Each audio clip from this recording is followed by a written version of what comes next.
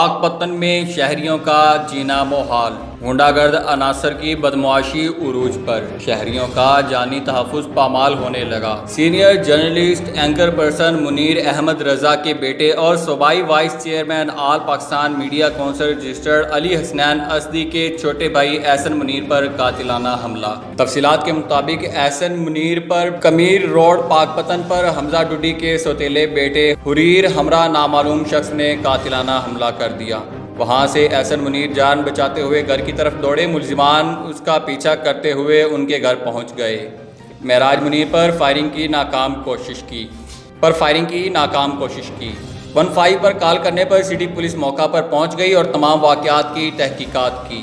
ملزمان موقع سے فرار ہونے میں کامیاب۔ پاک پتن کی صحافی برادری نے اس واقعہ کی پرزور مذمت کی اور اس سنگین واقعے کے خلاف احتجاج کرتے ہوئے سی ایم پنجاب، آئی جی پنجاب، ڈی پی او پاک پتن سے فوری نوٹس لینے کا مطالبہ اور متعلقہ انتظامیہ سے پرزور اپیل کی کہ ملزمان حریر اور نامعلوم شخص کو جلد از جلد گرفتار کر کے انہیں کیفر کردار تک پہنچایا جائے۔ رپورٹ ظہور احمد کھچی، DNN نیوز، پاک پتن۔